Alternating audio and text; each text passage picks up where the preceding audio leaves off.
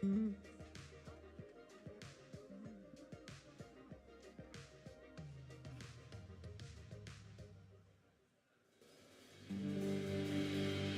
morning, friends. So good to see you guys. So glad you're here. A very special welcome to those of you who are joining us online. It's always good to know you're there. Thank you for being with us today. Hey, we're going to start this morning out by teaching you a brand new song that's really, the words are from the pages of Scripture. It's a song of just celebration and rejoicing. And as I was thinking about it this morning, I was reminded of the words of Paul, who was one of the early followers of Jesus, who said this. He said, "Rejoice in the Lord always." And he said, I'm going to say it again, rejoice. It's always appropriate, no matter what we're going through, to rejoice in our Creator, to celebrate our Creator, to give thanks to Him for the life that we have. So if you're able to, would you stand up with me? I'm going to sing this new song together. All right, if you're feeling it, go ahead and just help us out a little bit. Put your hands together. There we go.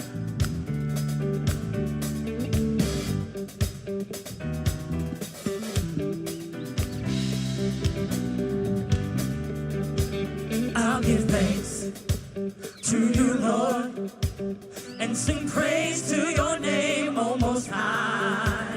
I'll declare your love in the morning and your faithfulness by night. For you, oh Lord, have made me glad. I will sing for joy at the works of your hands and rejoice in what you have done. I'll give thanks to you, Lord, oh yeah, and sing praise to your name, O Most High. I'll declare, oh yeah, your love in the morning and your faithfulness by night. For you, oh Lord, have made me glad. I will sing for joy at the works of your hand and rejoice in what you have done. And rejoice in what you have done.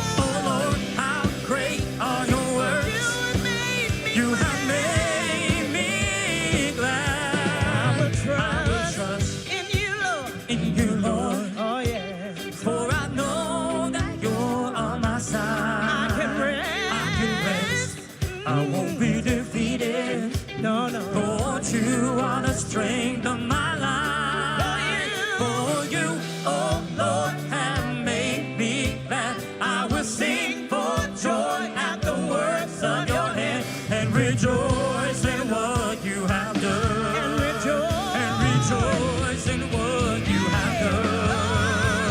Oh Lord, how great are your works. Oh Lord, how great are your works. Oh Lord, how great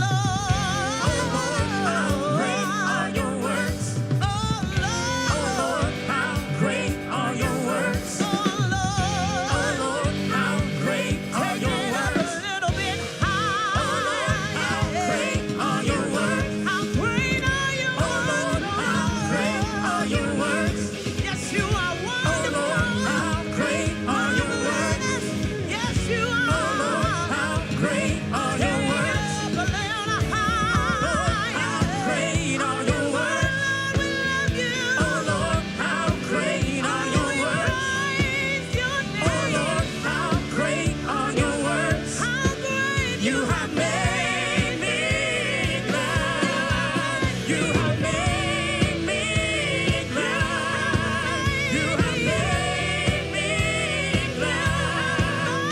You have made me glad. You have made me glad. You made me so glad you made me. Glad you made me so glad you made me. Glad you made me so glad you made me. Hey, you have made me glad. Oh yeah.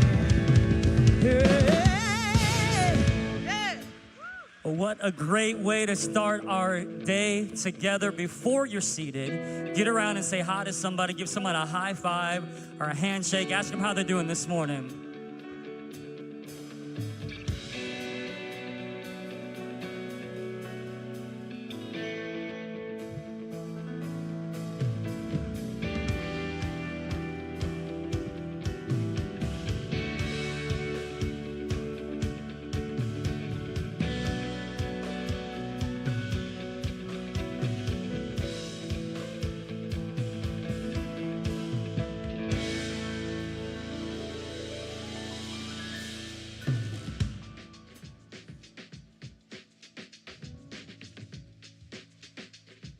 Good morning, everyone. I'm Shauna. I'm one of the teaching pastors here, and welcome to our first week of The Measure of Success. Success can be measured in many ways. College degrees, salary, relationships, health. I mean, the list can go on and on. Well, I have another way. The number 5, as in 5 kilometers. And to help me explain what that means, I have my friend Danielle Green here with me to tell us more about it. Thank you, Shauna. Since 2003, Kensington has partnered with Pokot Outreach Ministries, otherwise known as POM, to reach the Pokot people of Western Kenya. One of the ways we serve the Pokot people is to help provide clean drinking water through our Hope Water Project ministry. And that brings us to the 5 kilometers Shauna was talking about. All right, Danielle, I think you can take it from here. I'm gonna go start training for this 5K. Good luck! Coming up on June 3rd, we're hosting our 9th annual 5K and Fun Run. This is for everyone of all ages. Whether you're an avid runner running a sub 5-minute mile, or just someone who'd like to have some fresh air and enjoy hanging out with some really cool people, this is a great way to support the beautiful people in Western Kenya from thousands of miles away. Woo! All right. Okay, well, I think I'm ready now. But training aside, this really is an incredible opportunity that we have to make a huge difference in people's lives. There are estimated to be over 1 million Pokot living in some of the harshest conditions on Earth, but we consider them to be family. And over the past 13 years, more than 135 wells have been installed. With each one, villages have grown, lives have been saved, communities have been formed, and thousands of people have heard the gospel for the very first time. Which is absolutely incredible. And having just been with the Pokot a few months ago, I witnessed firsthand the impact of clean drinking water. But I also saw how there's still so much more to be done. So grab your phones, put it on your calendar, lace up your favorite pair of running shoes, and join us on June 3rd. You can register by going to kensingtonchurch.org/HWP. And I gotta tell you, I look forward to the Hope Water Project 5K every year. And something else, though, that I'm really excited about is our upcoming women's retreat. Are you gonna be there? I wouldn't miss it. Cool, I'm also gonna be there. So women, whether you are young, single, married, an empty nester, seasoned, or somewhere in between, we invite you to join us for a few days away. It'll be a time to connect with other women, to adventure together, to discover beauty, to experience joy, and to grow in your faith journey. All women are invited to join us for our retreat on May 19th through the 21st at Spring Hill Camps. And men, we would love for you to invite the women in your life to come be a part of this incredible weekend experience. It's going to be an amazing few days where we will embrace rest, implore grace, and inspire love. We can't wait to see you and gather together as women at this year's retreat.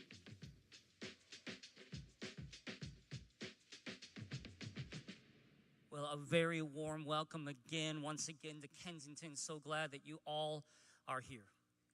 And we as a church, as a community, we've been on quite a journey for the past several months, really for over a year, as we've been praying for and searching for a senior pastor to lead the Kensington movement on from here. Now, just to be clear, the senior pastor position is one that's over all of Kensington, over all the campuses. Andrew's not going anywhere. It's not to replace his spot here at Troy. In fact, Andrew's not here because he's with many of our men over in Israel on an overseas trip.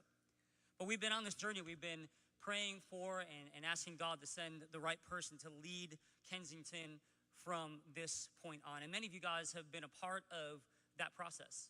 So the elders, as you know, several months ago, found Brian Mowry, prayed about it after conversations, after prayer with him, decided that he would be the candidate for the senior pastor role here at Kensington. And thank you guys so much for joining us in this journey as many of you prayed, many of you came to the meet and greets, you read the emails, and then last week we voted together to affirm whether or not we believe that Brian Mowry should be the lead pastor. I'm happy to tell you that the votes are tallied and 99% of us said yes, we believe that Brian Mowry should be the one to come and lead. And I'm glad we're clapping because I think that's exciting, and I think it represents a very exciting and good season that Kensington is moving into. In fact, how many of you guys have been around, let's say, for more than 5 years at Kensington? Wow, look around.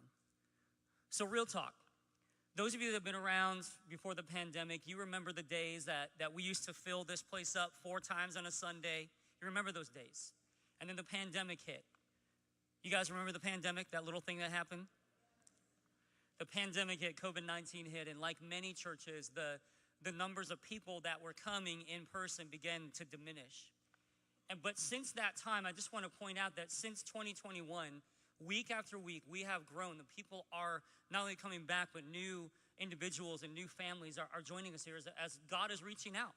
And real talk, I really believe that there is spiritual hunger that's rising again in culture. I really believe that people are looking for the answers that Jesus and the gospel can provide. And that's what we believe as a church community. We are people who believe in the hope of who Jesus is and what he does in people's lives. We saw this so clearly last weekend as over 30 people were baptized here in one service. It was amazing. And those 30 people represent families. They represent family trees that can be changed forever. They represent stories of life change. Because again, we believe that Jesus does profoundly change us. But here was what I was really moved by last week. The amount of children, the amount of teenagers, and the amount of young people that were in that tub saying, yeah, I want to follow Jesus for the rest of my life. And you know what? That's a huge shout out to the ministries that are here. It's a huge shout out to K-Kids, huge shout out to our student ministries, to our young adult ministries. But here's what I'm going to present to you today. We need all hands on deck. Because as people have begun to come back, some of our kids' rooms are so filled up that we don't even have enough, teachers for the amount of kids that are coming in to the classrooms on some of our services. I mean, that's a good problem to have, right? That's a great problem to have. But here's the deal. We're in a season now, we're gonna ask everybody, whoever can, to jump in and be all hands on deck, because I really believe that we're moving into, if I could say it like this, I believe we're moving into a season of ministry where we're gonna see more and more people have questions about who Jesus is. And Kensington has always had the grace of God on this ministry to present Jesus to those that are far away from him. And I believe more and more people are gonna come in. And so we're asking for help. We're asking for all hands on deck. We're asking for you to jump in, to consider jumping in and serving with us. As you walked in, you probably got a card that looked like this. And on that card, you're gonna see multiple places that you can serve. And where we really, especially are leaning in is we need help in our K-Kids, and shameless plug, we need some help in our production as well. So if you love to hang out with kids, we're gonna talk about that in a minute. Or if you're not, you know what, I don't like to hang out with kids as much, but I can get behind a camera. Or actually the security team came to me and said, don't forget about us. We have an amazing security team around here. Helps us feel safe. So if you wanna act like a secret agent and have the little thing in your ear, and be all cool like that, you can join those guys. They're amazing. They're amazing. But we are stepping out. We're asking for us to be all hands on deck in this season because I believe something good is coming. And so again, shout out to our student ministries, to our young adult ministry. We got Drew Daniels here who's going to be teaching us later from the young adult. He leads our young adult ministry. But right now, would you give it up for our student ministries director, and that's Joliel. He's got a few friends he's going to talk to. He's going to come out and talk for a few minutes. Thanks, man. Hey, welcome. If we've never met before, my name is Joe, and I have a couple of friends here joining me. And I've been around Kensington for a while. I served on our student ministries team over at the Clinton Township campus, and then up north in God's country, Traverse City, for a few years. And then now I'm back here at Troy. And I have a couple of friends here. This is Hannah and her mom, Kelly, and they are the Streetman family. There's a couple more. Yeah, give them a round of applause. They're here. They don't know why they're up here. No, I mean, you don't know why they're up here. But no, both of them actually serve in our K-Kids ministry, which I think is super cool to see a mom and a daughter spend some time together and give back. So I'll start with you, Kelly. How long have you been serving in Kensington Kids? Well, I'll speak a little for both of us. We've both been with K-Kids for just over a year. Hannah actually jumped in before I did. Whoa, so you kind of influenced your mom. Usually she tells you what to do, but you told her what to do this time? Yeah. Yeah, so I love working with little kiddos, and so I told her, or I went in and I had like the greatest time. Because you told me earlier, you like babysitting, and so if any of you guys are looking for babysitters, she is, and her rate is high, so I control that. I'd let her know how much she's worth. But you guys serve back there. Can you give us, what does a day look like in K-Kids? If someone were to step in to serve for the first time, what does it look like when they go back there? So going back, just checking in with Kristen. Yep. Getting, just waiting for the kids to come in, getting them settled, getting them comfortable for the service. Sometimes it's a little tricky. Sometimes, how many of you know the person in your family who is like the baby whisperer? Like if a baby's crying, they grab them and that baby stops crying. Yes. If that's you, go right now to the nursery. We need you there. No, but there are so many ways because you provide that safe face when a parent, like I have a parent of two, and I know when I go to a new place and drop our kids off, it is a huge just sigh of relief when you see people who are welcoming your kids and just making a safe space for them. But also, can you talk to us, just maybe both of you, about the idea of you're not only serving kids, but you're serving parents too. What does that look like? So it's just creating a safe space for your kids while you come and be able to have an hour and 15 minutes, 20 minutes, whatever the service is. Yeah, if Drew's talking an hour, 40 minutes, And just giving you guys that chance and opportunity to just focus and reflect on Jesus without your kiddos Which around. is awesome, because I know how many of you have been a parent before where you just crave that hour and a half of just quiet time where you can hand them off to somebody else and say, your problem right now. And these are the people who are taking on those things, and we would love to invite you to be a part of that as well. I think it's so cool. Hannah, you have a posse of middle school girls back there. Tell me about that. Is that fun to serve with your friends? Yeah, because I get to show them a great experience, and as they jump in and serve, they also, they get to learn. Yeah. So it's awesome. I love seeing that because we have a middle schooler, we have a mom, and so it doesn't matter your age. It doesn't, let me check real quick. None of you guys are pastors, right? Nope. No, so you don't have to have a master's degree in theology to serve in Kensington Kids or in any of our student ministries. All we are looking for is people who are willing to commit an hour to an hour and a half of their time on a weekly basis to make a difference in a student and a person in the next generation's life. And so if you've been coming here for any amount of time, I would encourage you to think about that idea of serving the next generation. If you've been coming to Kensington for years and years and years, and maybe you're like, listen, my kids are done, I'm done with that. Well, then also Nate talked about our care and our marriage ministry as well. It would be amazing to come alongside people like me who are new in this whole parenting thing, having mentors in our life. So if that's an area that you want to serve, that is also a way to empower the next generation. Or if you want to spend time with the little babies, if you need to get that baby fix, if you want to hang out with middle schoolers, with high schoolers, I would just encourage you to pause for 1 minute and think about the impact that you might be able to have.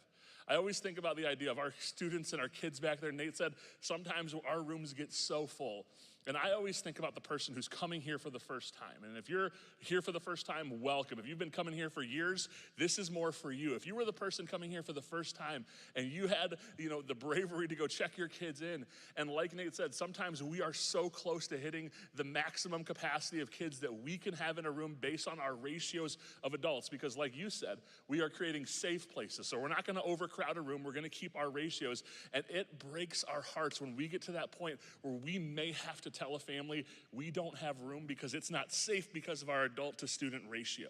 And so if you've been coming here for a long time, I'm gonna challenge you to maybe step in and serve in those areas. If you've dropped your kids off before, if you've used the Kensington Kids program, I would encourage you to then look how you can give back. Maybe it's once a month, maybe it's twice a month, maybe you're an all-star and can do it every single week. But I want you to think about it and figure out if there's a way that you can invest in the next generation. Because we don't know which kids are back there right now. I always like to think about the idea that, Nate just said, Brian is gonna be here and be our senior pastor. But what if the next senior pastor is in Kensington Kids right now and needs a mentor, needs someone to invest in them, needs someone to be there for them? What if we had a chance to make that impact now? I think it would be a huge success story in our church if we had a church that invested in the next generation and we could look in 10 to 15 years and see the impact that we made. I think that would be a huge success worth celebrating. And so today, to go along with that idea, we are going to be talking about the idea of what is success and how do we define success. So if you could, before Drew comes up, join me in watching on the side screens as we watch a quick video that'll set up what the definition of success means. Hey Kensington, Sam Anderson. We're going to connect with some people here on the street. We're at Campus Martius in Detroit. We're going to talk about success. How does our culture define success? How do you define success? Are you, in fact, successful? So let's go. Let's talk to some people. How would you say our culture defines success? By the media. By the media? Social media. Yeah. Having a culture, a positive culture, having a positive mindset, having people around you, really just have it. Well, we gotta cut. Huh? We gotta cut. Why we gotta cut? You're right on it, man. No. There needs to be something fulfilled. So there's a goal, and then that gets completed. Money, I guess, maybe. Money? Yeah. But I really do think that having a lot of people with different backgrounds, a different perspective on life, and just all different backgrounds really come together to do one thing is what it's all about. Fast living, sports cars. Living a life like a rock star. Accomplishments and materialistic things, if we're being honest. Yeah. I would say status. Status? Yes. Okay, what do you mean by status? How far you get, maybe it'd be degrees or within a workplace, like titles. Okay, how would you define success? Not having to think about money.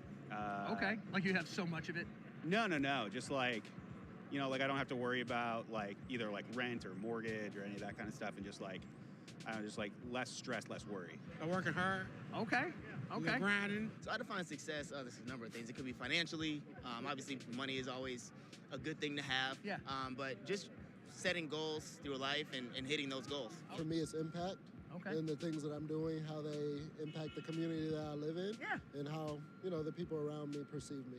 Family. Okay. Family. Like that. Family. Family support. Being Right. supported by the family. Yeah.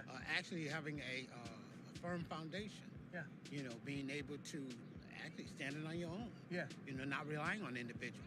Life of happiness, so whatever that might look like, whether it be experiences, sometimes it's financial, but getting to a place where it's like I want to comfortably do the things, see the things, giving back, I would say is a part of it too. Would you consider yourself successful? Yeah, I suppose. Okay, why? I get to do basically, I'm comfortable with what I'm doing. Yes. Yes. Yeah. Okay, right on. I love it. Yeah. Would you guys consider yourselves successful? Yes. Yes. Yes. Okay. Getting there. Getting there, on the way, Yep. on the journey. Yep. Perfect. Thanks, dude. Cool. That's it. Appreciate you. Yep. Well, good morning, 11 a.m. Hey, my name is Drew. So glad to be here. We are in a new series called The Measure of Success. And honestly, we're looking at the idea of achievement being fulfilling enough.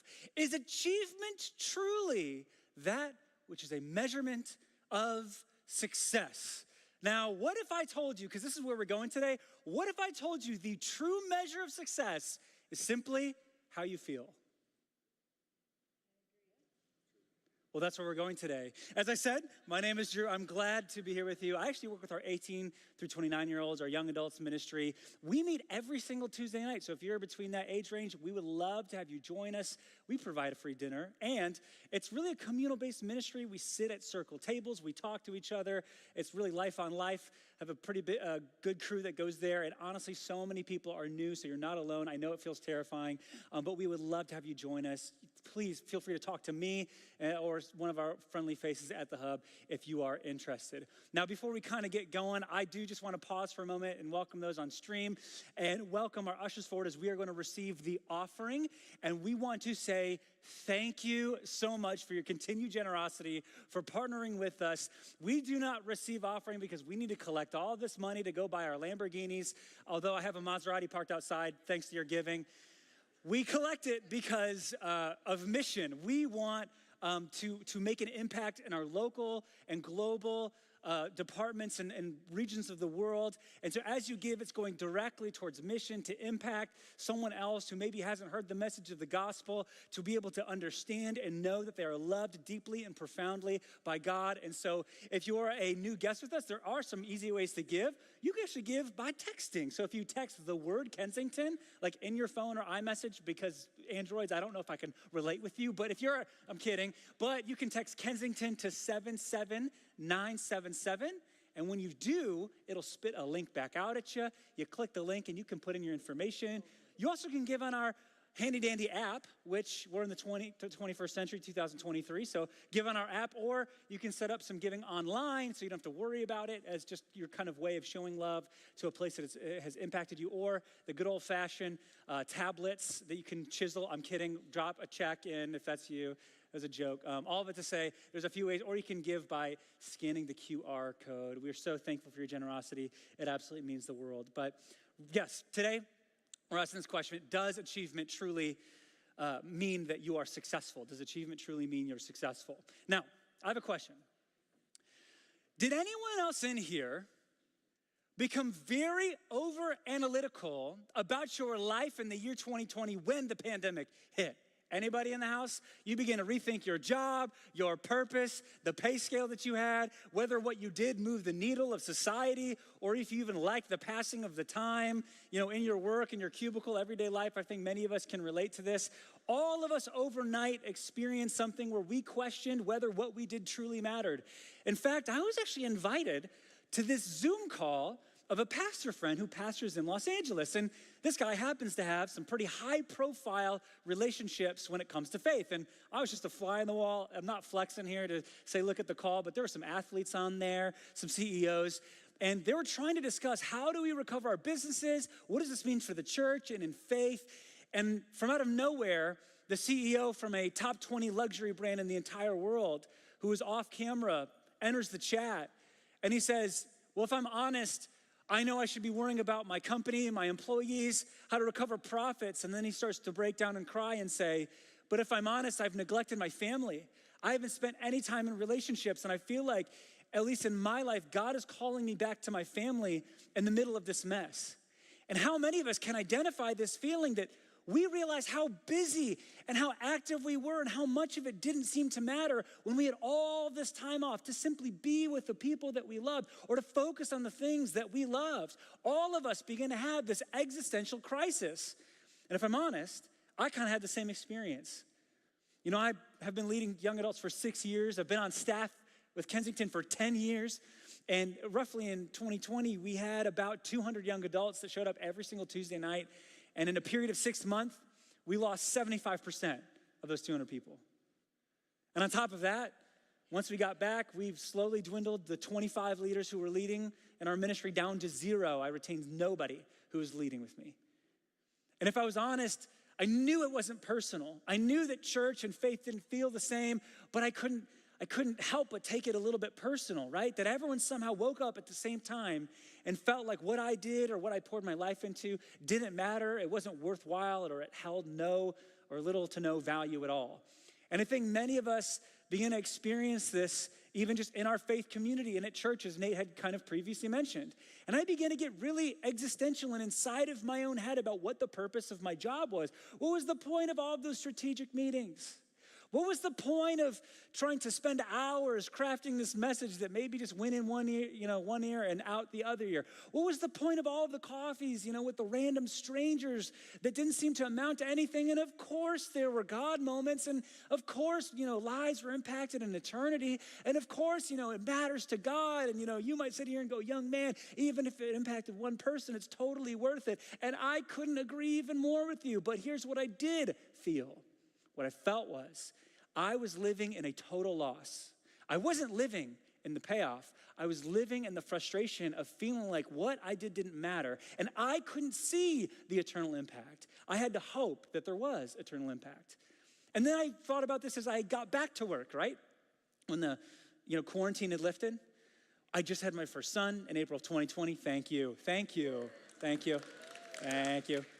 Nothing gets an applause by saying you have a child, And I remember bringing my kid to daycare, and I would get existential about it. I was like, so you're telling me I have to hand my child to someone else and pay them to raise my child while I go and work a job that right now feels very meaningless so that I can pay you to parent my child? Can you imagine if I did this in marriage? I'd have to pay someone else to be my wife's emotional support person? Go to work to pay that man to do my job? All the single brothers are like, there's a business strategy here. You're onto something. And I just had my little girl, she's 8 weeks old, and thank you.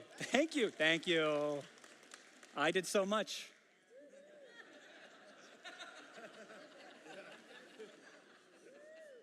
But she's absolutely beautiful, and I begin to relive some of this experience where I'm seeing her being held by strangers. I'm like, oh my gosh, right?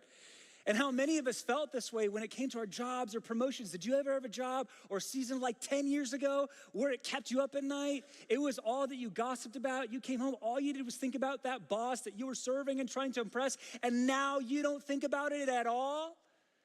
And you're like, what good were all those promotions and hours of labor? Sure, I got some transferable skills, but I miss some of the most beautiful moments of my children's lives. And then I think about even, today, how many hours I come up here and I have this honor and privilege to share with you all today, but I come up here and I know that at some point I'm gonna get in my car by myself. I'm gonna pick up some 2941 Mediterranean street food, amen? And I'm gonna go home and be on my couch all alone.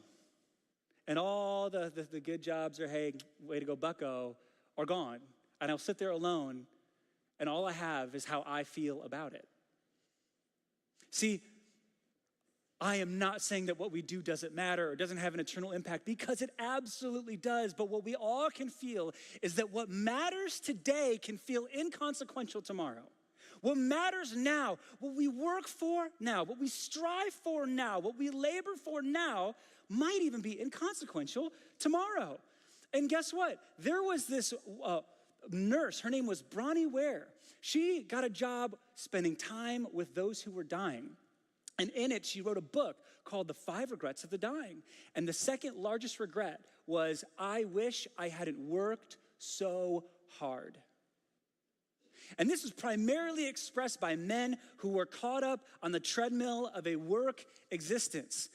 It reminds me of the parable of the rich fool, where Jesus tells the story of a man who accumulates great wealth, possessions, crops, and he says, I have no more room. Let me build bigger storehouses to house all of my wealth and my food. And so he builds this bigger storehouses and then dies overnight. And says, what good was all of this striving and labor and toil when the person who doesn't even work for it gets to inherit what you worked for? This is the tension so many of us begin to feel. What good is all my success if I can't enjoy the payoff? And you probably didn't know this, but there's a whole book of the Bible that's actually dedicated to this interrogation of God by this character, and it's not Job. There's a character who interrogates God, says, why did you design life this way, that everyone's always longing and pining and craving for something that they can't seem to get? And you probably know this book. It's really in your Bible. It's called the Book of Koheleth. sorry, we have the wrong translation. This is actually the Greek word. The Latin word is in your Bible. Sorry, it's the book of Ecclesiastes. See, but Koheleth is actually the translation of Ecclesiastes, and it's a person who's calling themselves Koheleth. And you might be like, well, what does that even mean? Kohelet, as it's pronounced, means teacher or preacher or the one who assembles. And so in this book, Kohelet is the one who assembles life experience and wisdom. And Kohelet is making this claim that he has figured out the point of life. And so, he's really thought long and hard about this, very carefully about this. And this is what he says. He says, the words of the Kohelet, the teacher, the preacher, the one who assembles, the son of David, king in Jerusalem. Meaningless, meaningless, says the teacher. Utterly meaningless. Hey, Kohelet, is it meaningless? Yes, everything is meaningless. What do people gain from all their labors at which they toil under the sun? And this is the point of the book. It kind of gets pessimistic from here, and he basically goes on a whole 10-chapter rant or 12-chapter rant. This is the point of life, that it's actually kind of meaningless. So we're going to receive the offering again, and we're going to go home. But if we may actually just slow this down, because, you might look at verse 1 and it says, the teacher, the son of David, king of Jerusalem. And I want to slow down and pause here for just a moment, because if you maybe are familiar with your Bible, who might this be referring to? This Solomon, right? The wisest king who ever lived, the wealthiest king of Israel who ever lived, the man who literally had 1,000 women at his disposal, because 998 wasn't enough, or the 999th woman wasn't enough. He just had to make sure, he really knew what he was getting into with marriage. But this person is who's saying they wrote the book, but many scholars actually would look at this and say, we don't know if this really was Solomon. I'm here to say it's very possible that it's Solomon. It could be, but there are some clues to say that maybe this person was presenting as a royal king to try to convey a particular message. It's actually kind of more like a pseudonym or a pen name, kind of like how Samuel Clemens presented as Mark Twain to kind of convey a different type of message, that Kohelet is the author's name, saying, I am the one who assembles.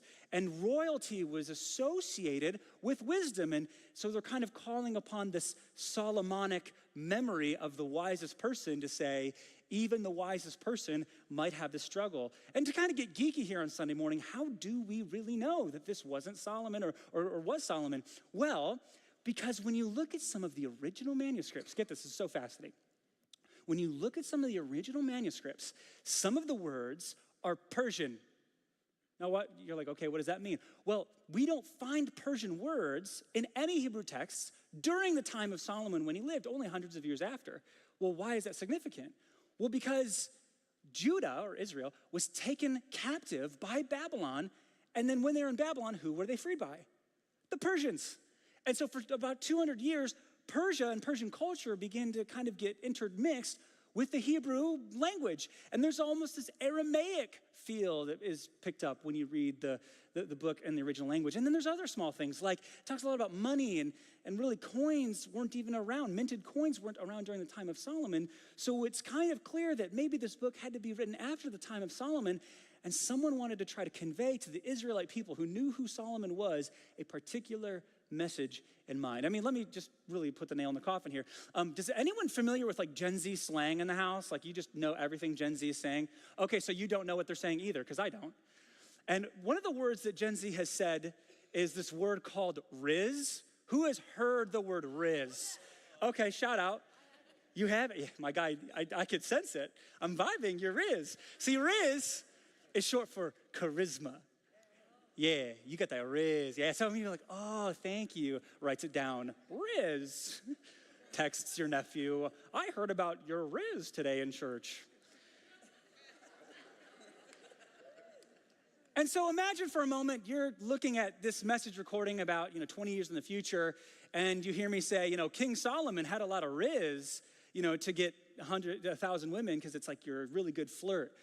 You'd go, okay, well, this clearly couldn't be taped in 2004, because Riz came about in the year 2022, and they mentioned the pandemic. They wouldn't have known that in the year 2004, so this has to be after. This is kind of what's going on in the book. Like, that's why you see Persian words, because it happened later. And you might be wondering, why does this matter? Drew, please tell us. Because it says that Kohelet is a normal person who has overanalyzed, has been in the dark corners of the YouTube algorithm, has seen some life, and says, I have lived like a king. And even if I were a king and I had 999 women, I could tell you the 1,000th wouldn't matter.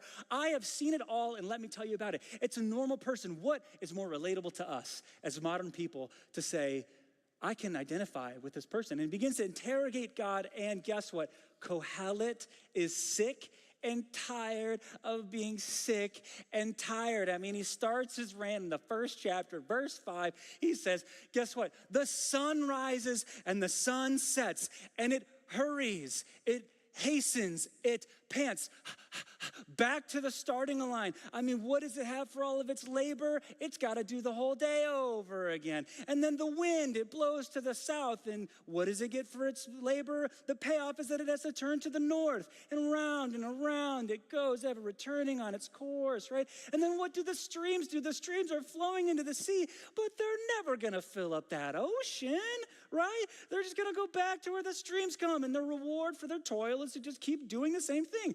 All things are wearisome, more than one can say. Guess what? The eye never has enough of seeing. I mean, what does the eye get for all of its labor? It just has to keep seeing. And then the ear, it never gets done hearing. It just has to listen to toddlers cry in the car. It's kind of this idea, right, where it's like, what's the reward for having all this money and the boats and the properties and the vacations and the timeshares? Is you have to manage it all. What's the reward for, getting good grades in high school? Well, you got to have a high-stress job that requires your mental stress, and you have to stay up at night, and you have to do better and achieve harder. What is the reward for all of your toil, all of your labor? It's to keep working. I love how one scholar said it. He goes, this book was not meant for the Christian who became a Christian 15 minutes ago. This book was written for the Israelite, for the Jesus follower who's lived and weathered some life storm and is feeling it. They feel every word. They're like, yep, I have been there. And really, Kohelet goes into three huge categories of empty, meaningless chases, three types of ladders that you will always be climbing. And the first one is the ladder of your hands, your work, your labor, your success, the sweat on your brow. And he goes into this rant about how you can accumulate wealth, and then when you die, someone who didn't work for it, they get to do whatever they want with it, and you don't even know if they'll be wise with it, right? He says it this way: what do people get for all the toil and anxious striving with which they labor under the sun? All their days, their work is grief and pain, and you want to know what their payoff is? Even at night, their minds do not rest. This, too, is meaningless. Your payoff is you don't get to sleep at night. Amen? The second category, he goes, you know what? There's a meaningless chase of your head, the knowledge, wisdom, understanding, and he boasts about how studied and learned and wise he is and how many masters and doctorates he has. And he says this, then I applied myself to the understanding of wisdom and also of madness and folly. But I learned that this too is a chasing after the wind. For with much wisdom comes much sorrow. The more knowledge, the more grief. You want to know what the payoff is for being really smart? Suffering. Overanalyzing. Realizing the system's broken and you can do nothing to fix it. See, this is what he says. He's like, you know what, if you don't have wisdom, you're a fool, so you need wisdom. But then once you have too much wisdom, you're sitting here overanalyzing things and you suffer. So just best to have enough wisdom, but not too much. Sounds like a fun life. And then finally, the last category, he says, it's the heart. Because then if you're like, okay, I'm not going to think and I'm not going to work, I'm just going to pleasure myself. Let's have fun. Let's party. I said to myself, come now. I will test you with pleasure to find out what is good. But that also proved to be meaningless. This one hurts. Laughter, I said, is madness. And what does pleasure accomplish? I tried cheering myself with wine and embracing folly, my mind still guiding me with wisdom, meaning he had a seatbelt on with all of his fun. He's like, I'm going to be good. I'm going to be good, responsible here. But I wanted to see what was good for people to do under the heavens during the days of their lives. And he goes into another list. So I built houses, vineyards, gardens, parks, reservoirs, took slaves, took singers, a harem, a brothel. I bought hamsters and ferrets to try to love me. Nothing. He says, I denied myself nothing my eyes desired. I refused my heart no pleasure. Yet when I surveyed all that my hands had done and what I toiled to achieve, everything was meaningless, chasing after the wind.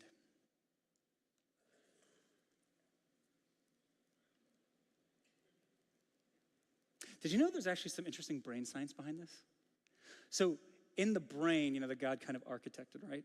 In the brain, it is co-located pain and pleasure to be kind of wired together. And so the brain says, hey, when you experience some pain, I'm gonna give you some pleasure, like a dopamine hit. And then when you've experienced some fast pleasure or too much, I'm gonna kind of make you feel not so good and give you a little bit of pain. It's kind of this idea of, you play now, but you'll pay later. But if you pay now, you kind of get to play later, right? So imagine this, you work hard outside all day and you're sweaty. You're a dad, so you manage the lawn. I hope you've aerated your lawns, fathers, and you've watched the rain outside come down on your grass and said it was good. Because it's a very dad thing. I've found myself, even as a dad, I'm like, why am I watching rain? Oh, because I care about the lawn. Anyways. But you get this reward. You've broken your back. Your brow is sweating. And so your mind goes, you know what, congratulations. You deserve some pleasure. Or maybe you're in a relationship with your partner and your marriage, and you've successfully repaired conflict after hours and hours and hours of talking. Your brain says, oh, congratulations, this is very good for you. You need to thrive and survive, and it's good and safe and nourishing for your body and your heart and your soul for you to have safe intimacy. So whenever we go through hard, painful events, there's a little bit of pleasure and dopamine of saying, hey, I endured hard things. And the brain's like, I want to positively reinforce you to say, it's okay to go through hard things and you can do it again, because if not, then what's the point of living, right? You'll turn into Kohelet. But the opposite's true, is that if you indulge in too much pleasure, too much fast pleasure, like you doom scroll on your phone for too long, or you have foods with too much fat or sugar, your brain's gonna make you not feel so good, or you have too much indulgence in sexual pleasure, there's gonna be kind of a sense of emotional shame maybe wrapped up with it, is that even in the things that are too pleasuring, there's always a cost or a payment that you have to make later. See, even in the design of the brain, it's clear that there's always gonna be a craving, a longing, a pining after that which we do not have. You could have 999 women and still need one more. You could have billions of dollars, buy Twitter to try to fix it, and your reward is to get bullied on the app that you bought. You could do whatever you want, and you're still not gonna get enough. Kohelet says it loud and clear. Great success may make you greatly depressed. Great success may actually make you greatly depressed. And how ironic that if this is the thing that might depress us, it's the thing we pray to God the most about. Our prayer life might even be consumed with trying to invite all this pleasure. And of course, God says, I want to give you the desires of your heart. What kind of father would I be if you asked me for some bread, but I gave you a rock instead? I mean, Jesus says this. So it's good. God gives us good things and gifts. But how ironic is it when we're trying to fill the thing that never can be filled, that's the thing that we go to God with instead of actually getting the greatest gift, which is God himself. And so Kohelet realizes this, and he makes this pivot towards the end of chapter 3. He says, you know what? There's a time for everything. It rains on the righteous and wicked alike. But he also says, guess what? Even though everything's meaningless, God's made everything beautiful. He says everything has been made beautiful in its time. And he's also set eternity in the human heart. What does that even mean? It means that in the sense where you can't know how long the past is, you don't know how long the future is, and how to strive and toil and labor, and why God has designed this eternal chase and this eternal hole in the heart. No one can understand it, right? But he says, but I know that there's nothing better for people than to be happy and to do good while they live. That each of them may eat and drink and find satisfaction in all their toil, and that this is the gift of God. I think this is so funny. Why? Because he's not discounting anything he said. He's like, you know what? I changed my mind. I was being a little too harsh. I was being too pessimistic. I was having a bad day. No, he goes, in view of everything being meaningless, in view of everything needing to have craving and longing and pining, in view of all of it, Just enjoy life. This is the gift of God. It's not about getting the next thing or achieving the next success. It's actually enjoying what God has put in front of us. It's about being in relationship with God. It's not about the God outcome. It's about being with God, not just about the outcome. See, this is what Kohelet is saying, that the measure of success is not achievement, but enjoyment. Do you enjoy how you live? Let me put it to you a different way. Kohelet says this: all you have is how you feel. All you have is your own personal experience of your life. I'll be honest, I love and I'm honored to be here today. It's a privilege for me to be here. But I learned a very long time ago that, if you get a good job or a kind of, a well done, good job buddy, there's a point where I began to not be able to feel any of it because all I had was my own thoughts, the ways I raked myself over the coal for how I should have said something and didn't, or I messed that part up, or someone had a problem with this or that. And all I could remember was my comparison, my ego. All I have is how I feel. I don't get to experience the pleasure and the joy of maybe what it's like to be inspired, right? How many of us, people might look at our life and go, man, I wish I could have the family that you do. I wish I had the job or the career. If only I had the cottage that you had or the vacations that you did, then I would be complete. And you look at your life and all you have is how you feel. And this is what Kohelet is saying. Do you like how you feel? Do you like how you feel as the time passes? Because it's not about there. It's not about when the next thing comes or the next success. It's about right here. And do you feel expansive in your heart as time passes, or do you feel confined or like you're in prison? See, if I'm honest, I believe the most joy and fulfillment all of us will ever have in a faith community is by how rich our relationships are. You will only be as rich as your relationships. You will only be as happy and as fulfilled as the quality of intimacy and authenticity you have. You'll only be as loved as the amount of belonging we have. In fact, I'm gonna challenge you right now, ready? I want you to think back on your life and think about all of the prime times, the best seasons of your life. And you will notice that every single one of those seasons was when you had the most community, the deepest friendships. You felt like you all had purpose together.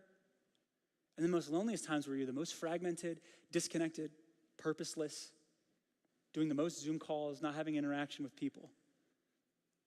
And so my honest opinion for faith communities is if we want to expedite this feeling of enjoying the time passing as we have it, and you want to be as rich as you possibly can, the best way to do this is to serve by giving.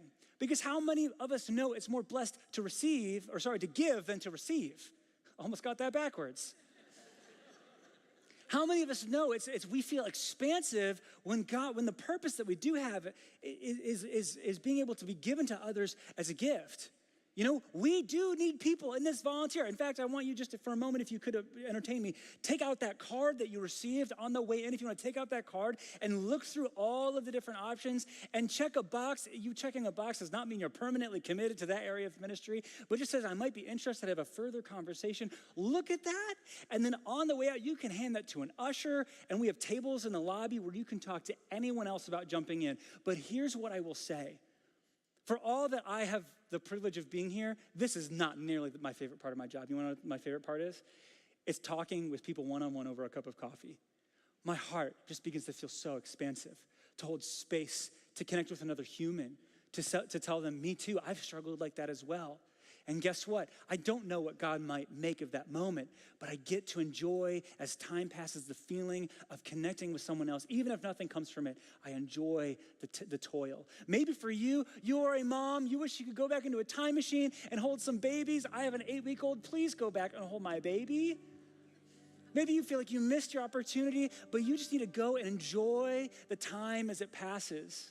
Right? Maybe for you, you love your teenagers. You actually think they're the funniest people, or preteens, right? I don't know if you know this about preteens, but it's very likely that if they don't keep their faith past middle school, that they won't keep their faith into their adulthood. And so you realize that a child who's a preteen or an elementary school kid needs 5 meaningful adult relationships outside of their parents to believe they matter and to have purpose and to know that they're loved. See, maybe for you, you might think serving or jumping in is too expensive, and you're right. It is toilsome. But maybe you need to look inwardly and say, my heart feels expansive. I know for a fact, even the people on the stage, they have community because they serve. I know the production team. Maybe you want to capture art and beauty by being a camera person as you watch me. It's because it makes your heart feel expansive and it has eternal impact in mind. Do you like how you feel? Do you like your job? Do you like who you're sitting next to in your cubicle? How do you like the time that God has given to you as a gift? Is it worth the next thing and the next thing? Or is God maybe saying something to you that it's not necessarily about the success, but it's about the journey? I actually love this illustration given by Alan Watts. If you know me, I quote it all the time, but he talks about how life and the universe is essentially playful. It's kind of like music, for example, right? When you think about music, you don't work the piano. You don't toil or labor on the piano. You play the piano. You don't work or labor for the guitar unless you're Michael King and you can hit some sick licks and riffs. But you play. And that's what life is. It's playful. It's not supposed to have to get somewhere. I mean, can you imagine just for a moment, and you think about dancing, is the point of dancing with someone to be like, oh, hold on, the point of this dance is we have to get over here on this corner, so why don't we just move to this corner and just get it over with, because that's the purpose, right? Right, I mean, if music was about just getting it over with, you just play one chord and we'd say, hey, thanks everyone for coming. We did a great worship song because we just did it really fast. But he says, no, like life is playful. It's not like travel where you're supposed to get somewhere on time to have this particular experience. No. It's more playful. But our whole life, it's the thing is coming. It's middle school. No. It's high school. No, the thing is coming in college. No, wait. The thing is coming when I graduate college and I get a full-time job. No, it's actually not that. It's when I get married. No, the thing is coming when I have children. It's definitely not that. But it kind of is that. And then when you get to 40, you're like, oh my gosh, I'm there. I have that number in my retirement account. But why doesn't it feel any different? Aha. Because it wasn't about the thing that's coming. Music was being played. And you were supposed to be singing or dancing. You're supposed to be with your Father, arm in arm, in the journey. It's ironic. It's like God's going to do big things in your life. It's like, that thing is now. That's what God is doing in your life. Are you enjoying being in the presence with your Heavenly Father? Because that's where maybe fulfillment and contentment is truly found. It's in the enjoyment of time passing. And this is made possible because Jesus lived a life and died a death so that we could have relationship with God. What Jesus says in the New Testament, he says, you are not my servants, I call you friends because you know my business. What's the point of a friend? Do we have friends so that they can do things for us and make us proud? No, we have friends to enjoy the friendship and laugh and delight. I don't have children. I don't have my son and my daughter just so they can do things for me. I have a son and daughter because I want to enjoy them. Some of us think like, well, God's going to use you. No, God's going to heal me to use me. No, what if God wants to heal you because he loves you? It's your son or your daughter. So right now we're actually going to pause and we're going to receive some communion because this is what was made possible by the sacrifice and the death of Jesus. And if you're a guest here, there's no obligation to participate. This doesn't have to be your moment, but really it's a representation and a remembrance of who Jesus is, why he did what he did so that we could have friendship with God and intimacy, that we could be known. And the more loved and known we are, the more we can love and know others. The more we're aware of how God has architected our lives to fulfill a purpose, that it's not gonna make us content, but rather it's there to enjoy. That this is what God has given us as a gift. And so as you receive the elements, I just want you to hold on to them. We're gonna take them together, so hold on to them. And we're gonna have this moment of worship where we sing a song called Crowns, where it's all about how our wealth is not found in our achievement or success or our crowns. It's actually found in Christ alone. So you can worship by standing or sitting or holding onto the elements, and in a moment we'll receive them together.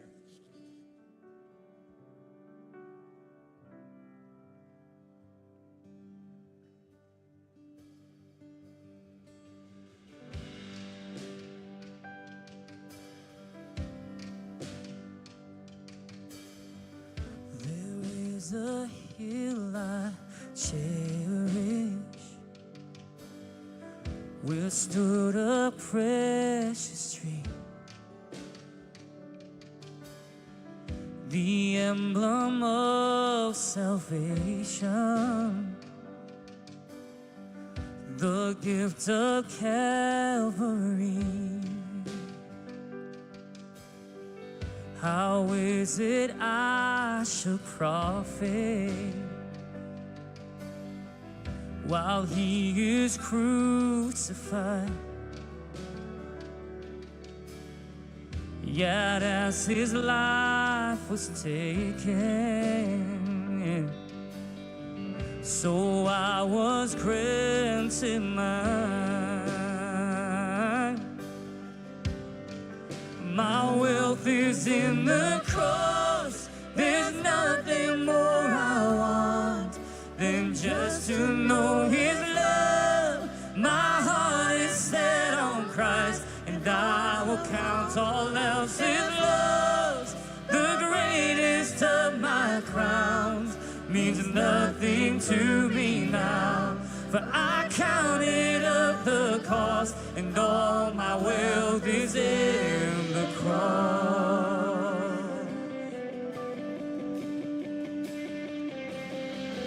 I will not boast in riches,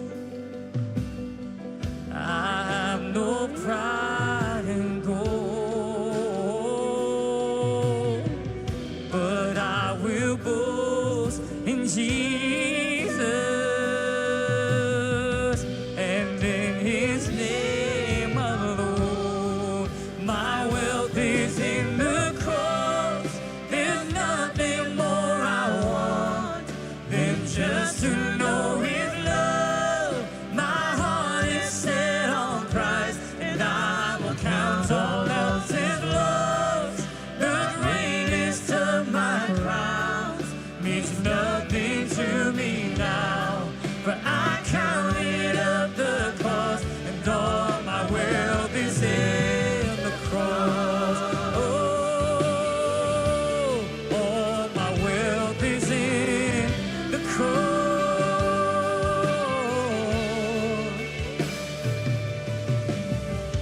And when I stand in glory, my crown's before the Lord. Let this be my confession. My wealth is in the cross. My wealth is in the cross. There's nothing more I want than just to know his love. My heart is set on Christ, and I will count it all as lost. The greatest of my crowns means nothing to me now, but I counted up the cost, and all my wealth is in the cross. There's nothing more I want than just to know his love. My heart is set on Christ, and I will count it all as lost. The greatest of my crowns means nothing to me now, but I counted up the cost, and all my wealth is in the cross. Oh, all my wealth is in the cross. Hey, all my wealth is in the cross of Jesus. All my wealth is in the cross.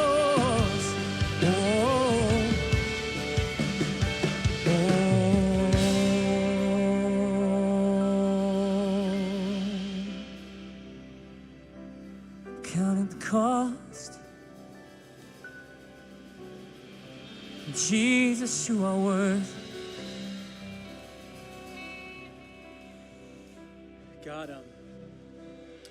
God, we know that even inside of all of us, there's this craving, this longing, God. where we feel like nothing is ever going to be enough. Father, I know there's some of us in here who are tortured because they compare themselves to others on social media or by how much money someone makes or how fast they made it. Others of us are tortured because we have no clue who we're meant to be or what we're supposed to do. Some of us are tortured with regret for the life path that we have taken. We feel tortured that only if we just knew better back then and we just took a risk, God, that it would be worth it. Some of us are tortured because we've lived every fulfillment we possibly could and it's still not enough. Even in relationship with you, we feel distant. We feel hungry, we feel longing for more. And God, we know that in all things you've set the sense of eternity, this craving that we can't understand, that we can learn to transfer to be met by your love, your peace, and your contentment. And Father, you invite us to establish a relationship with the part of us that feels like it's longing, to establish a relationship of acceptance with that part of us. The way that Jesus, you've accepted us in the middle of our shame, even our most malicious acts or evil and heinous things we've done, we know it was because of that void and that gap that we were looking for some sense of lovability. God, I even wonder in Kohelet's heart, did he feel like he might lose some lovability if he didn't achieve everything that he did? And God, for those of us who are struggling and feeling the sense of torture, may your Spirit rest in us and give us contentment and a peace that overflows and a love that saturates us in a refreshing way that we haven't had before. Even right now, God, may your Spirit infiltrate our heart in a way that just gives us that peace that surpasses all understanding. And in our own time, Father, may we take the bread, if we may all take the bread and eat.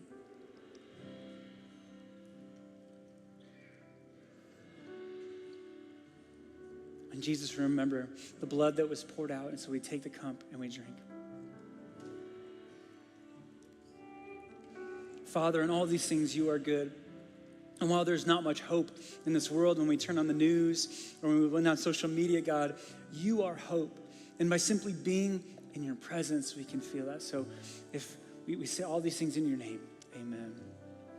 For those of us, we're going to stand together in this moment, if you're able, and we're going to sing about how Jesus is our living hope. Will you join us?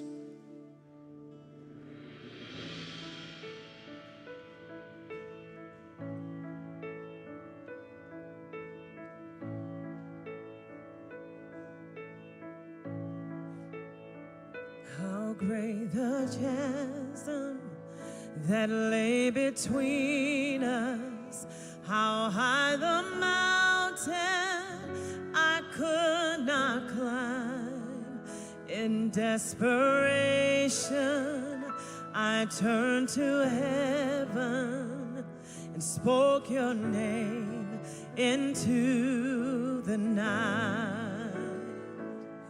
Through the darkness, your loving kindness tore through the shadows of my soul. The work is finished, the end is written. Jesus Christ, my living hope. Who could imagine so great a mercy? What heart could fathom such boundless grace? The God of ages stepped down from glory to wear my sin and bear my shame. The cross has spoken, I am forgiven. The King of Kings calls me his own. Beautiful Savior, I'm yours forever. Jesus Christ, my living hope. Hallelujah, praise the one who set me free. Hallelujah, death has lost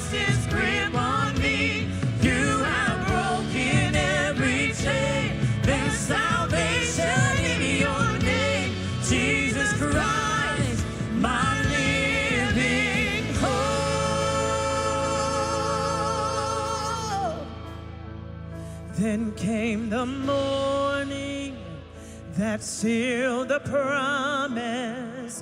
Your buried body began to breathe, and out of the silence, the roaring lion declared the grave has no claim on me. Hallelujah! Come on. Then came the morning that sealed the promise. Your buried body began to breathe. Out of the silence, the roaring lion declared the grave has no claim on me. Oh, Jesus, yours is the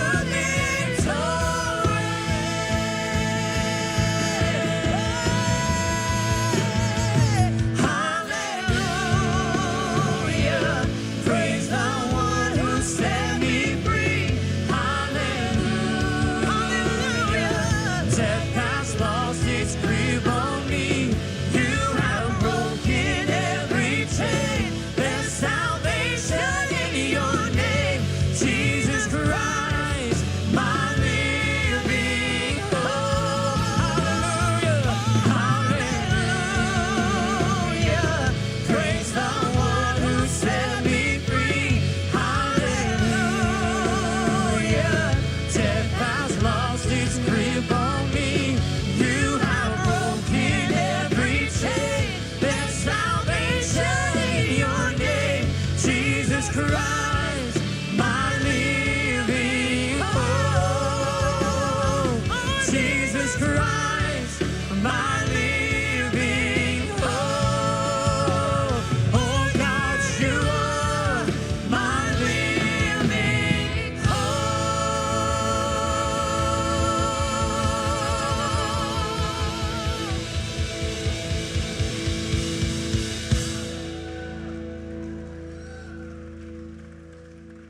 The face of hope, the name of hope is Jesus. We're encouraged today. Thank you, Drew, for sharing with us, man.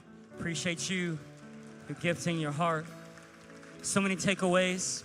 One of the takeaways for me is all we have is the experience of this moment. And for those of us who have experienced Jesus, and I would say all of us experience Jesus, whether we know it or not, but when Jesus comes in our life, when we experience Him, He changes us in profound ways. And so that we want to pour our lives out for others. So I encourage you to do that. If you have that card in your hand and you feel nudged in a certain direction, you can drop that into the baskets on your way out. Also want to point out one more thing before we leave. This Wednesday night, we have our midweek service, our monthly midweek service in the chapel where we worship together. We hear some teaching. We actually eat together. Starting at 6 o'clock, there's dinner in the lobby and then service in the chapel at 6:30. I'm really excited because this week, my good friend Sarah Morris, who's a pastor and teacher, is going to be with us. She's wonderful. You're going to want to come and hear from her. But until then, bless you guys. May the Lord bless you. May He keep you. May He cause His face to shine upon you. And may He give you Himself, His presence. Bye, guys. Thank you so much.